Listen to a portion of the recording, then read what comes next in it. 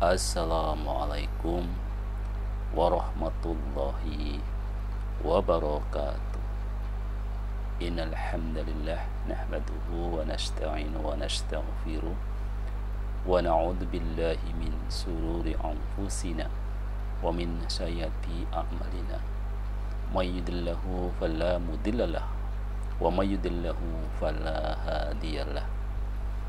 Asyhadu an la ilaha illallah wa asyhadu anna Muhammadar Rasulullah la nabiyya ba'da. Pertama dan yang utama, mari kita panjatkan puji dan syukur kita kehadirat Allah Subhanahu wa taala. Sampai saat ini, di malam ini ya, kita masih diberikan betapa banyak nikmat, dan salah satu nikmat yang harus kita syukuri yaitu nikmat iman, nikmat Islam, nikmat sehat, nikmat kesempatan. Salawat dan salam semoga tercurahkan kepada baginda Rasulullah sallallahu alaihi wasallam, kepada para keluarganya, para sahabatnya, para pengikutnya, termasuk kita semua. Mudah-mudahan kita selalu diberikan kekuatan untuk menjalankan sunnah-sunnah yang ada pada Rasulullah Shallallahu Alaihi Wasallam. Saudara-saudaraku, hari ini ya, di Arab Saudi mungkin telah hampir selesai ya, dilakukan wukuf di padang Arafah, dan setelah wukuf di padang Arafah tentu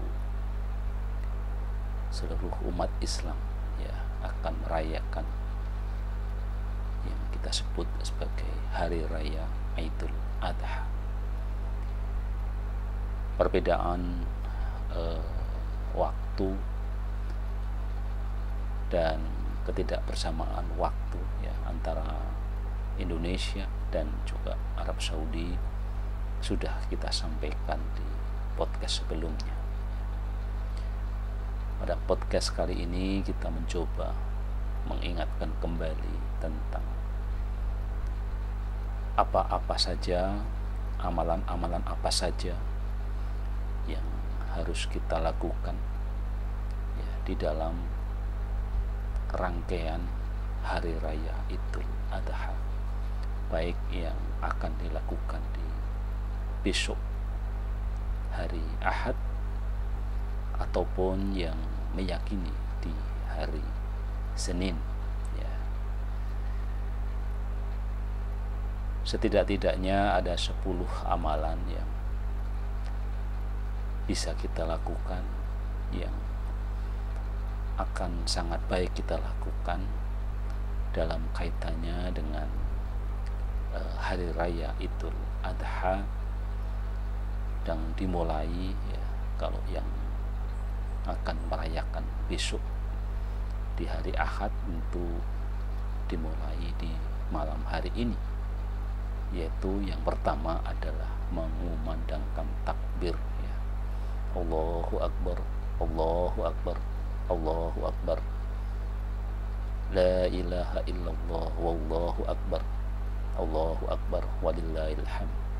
Jadi ada yang Allahu Akbarnya 3 kali, ada yang 2 kali, tidak perlu kita perdebatkan ya. Perbanyak mengumandangkan takbir ya, sampai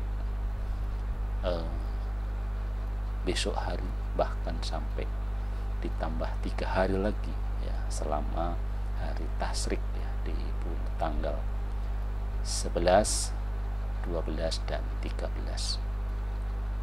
Umat Islam sangat dianjurkan untuk mengumandangkan takbir di saat malam hari raya Idul Adha.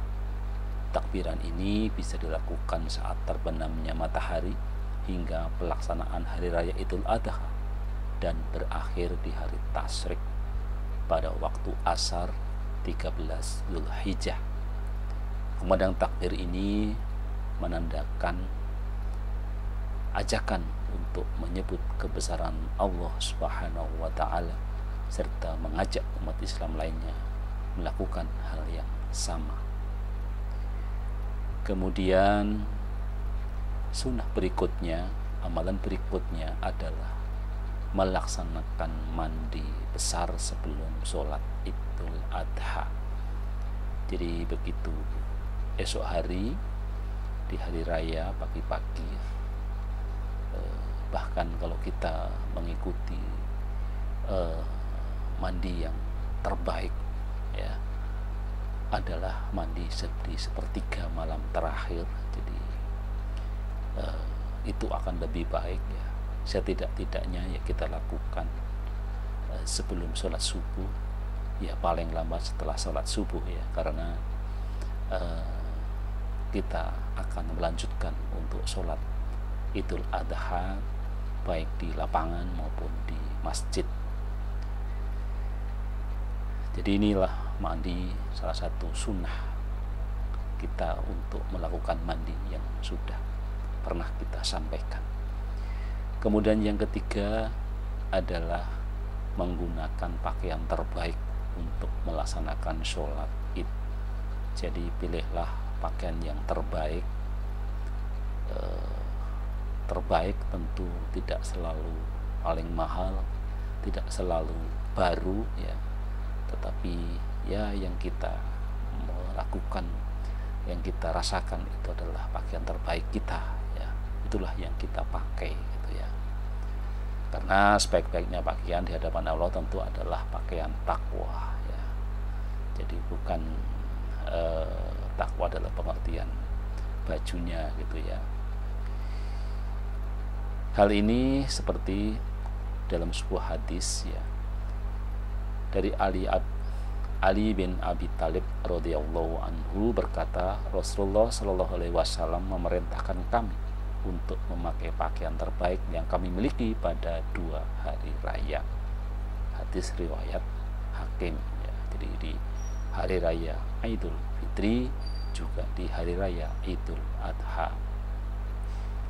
Kemudian karena sudah memasuki tanggal 10 dan kita sudah berpuasa, maka juga sudah dianjurkan untuk juga memotong kuku dan rambut ya, termasuk juga memakai wangi-wangian. Selain sunnah untuk menggunakan pakaian terbaik ketika sholat Idul Adha, umat Islam juga disunahkan untuk menggunakan wangi-wangian atau minyak wangi. Tentunya wangi yang tidak berlebihan dan tidak mengganggu orang yang berada di dekat kita ya, karena wangi yang berlebihan tentu kadang-kadang mengganggu. Dan ini disunahkannya lebih pada pria, bukan pada wanita. Perintah menggunakan wangi-wangian ini berdasarkan satu hadis yang diriwayatkan oleh Hakim. Rasulullah Shallallahu alaihi wasallam memerintahkan kami untuk memakai pakaian terbaik yang kami miliki pada 2 hari raya dan memakai minyak wangi. Kemudian yang kelima adalah tidak makan sebelum sholat Id. Jadi berbeda dengan sunnah-sunnah di Idul Fitri, di Idul Adha kita disunahkan untuk tidak makan sebelum sholat ya. Hal ini dan biasanya juga akan sholat lebih awal dibanding Idul Fitri ya. Karena diharapkan kita setelah sholat itu adalah segera memotong hewan kurban ya. Kemudian juga kita diharapkan untuk berangkat lebih awal ya, sebagaimana tadi ya, karena di Idul Adha ini kita disunahkan untuk tidak makan dulu dan kita bisa berangkat lebih awal untuk melaksanakan sholat Idul Adha ya. Sebaiknya kita berangkat lebih awal dan sampai di tempat sholat dengan tenang dan tidak terburu-buru. Dan sambil menunggu sholat berjamaah kita bisa duduk sambil bertakbir dan berzikir. Kesempatan ini tentu menjadi hal yang baik Terlebih sholat Idul Adha tentu hanya 1 tahun sekali saja. Kemudian sunnah yang ketujuh adalah berjalan kaki saat menuju tempat sholat Idul Adha. Khusus di Indonesia yang akan melakukan sholat Idul Adha di besok hari Ahad, tentu ini menjadi kendala kalau kita menggunakan jalan kaki ya, karena ada yang menyelenggarakan tapi tidak terlalu banyak ya, berdasarkan informasi yang sempat saya terima dan saya cari-cari juga gitu ya. Hanya beberapa panitia yang menyelenggarakan sholat Id di hari Ahad. Jadi yang lebih banyak adalah di hari Senin. Dan tentu saja kalau jaraknya jauh ya kita kalau tidak bisa jalan kaki ya bersepeda, kalau kita tidak bisa bersepeda ya memakai kendaraan sepeda motor. Kalau dengan sepeda motor kita masih kesulitan ya kita bisa menggunakan mobil. Jadi seperti itu yang diajarkan ya. Rasulullah SAW biasa berangkat sholat Id dengan berjalan kaki, begitu pula ketika pulang dengan berjalan kaki. Jadi tentang jalan kaki ini sudah begitu banyak pembahasan yang kami sampaikan ya, termasuk keutamaan kita berjalan kaki untuk sholat berjamaah di masjid ya, apalagi memang jaraknya di bawah 500 meter ya, bahkan di bawah 100 meter ya. Kemudian yang ke-8 adalah melewati jalan berbeda saat pulang dan pergi sholat.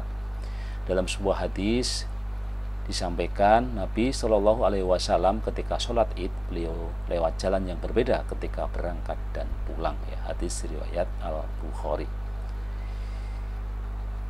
Kemudian yang ke-9 adalah mengajak wanita atau anak-anak ke tempat sholat Idul Adha ya, mayoritas ulama berpendapat bahwa sholat Idul Adha adalah sunnah muakkad. Rasulullah pun memerintahkan wanita dan anak-anak tetap ikut ke tempat sholat untuk mendengarkan khutbah di pinggir lapangan tempat sholat bagi yang sedang berhalangan sholat ya, ini terutama wanita mungkin sedang haid atau sedang menstruasi ya. Hal ini menunjukkan bahwa sholat Idul Adha memiliki keutamaan dalam sisi khutbah yang disampaikan.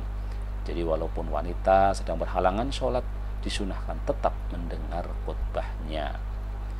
Dan yang terakhir tentu adalah mendengarkan khutbah ya. Nah, ini terutama pada kaum remaja, kaum anak-anak yang seringkali begitu sholat langsung kabur ya. Jadi jangan lupa bahwa Idul Adha ini adalah sholat Id yang dimulai dengan sholat dan kemudian khutbahnya adalah setelah sholat. Demikian sunnah-sunnah yang bisa kita lakukan ya sebagai persiapan untuk besok hari kita melakukan ritual hari raya Idul Adha, baik yang akan melakukan esok hari di hari Ahad tanggal 10 Dzulhijjah tentu saja kalau memakai kalender yang kalau kita memang beraya dari itu ya, atau yang akan melakukan di hari Senin ya. Demikian mudah-mudahan pengetahuan ini bisa merimain kembali, mengingatkan kembali ya, untuk kita bisa melakukan sunnah-sunnah Rasul dengan sebaik-baiknya. Tentu berharap kita tetap bisa menjadi pengikut Rasulullah SAW dan dengan tetap istiqomah. Sekian, alhamdulillahirabbil alamin. Wassalamualaikum warahmatullahi wabarakatuh.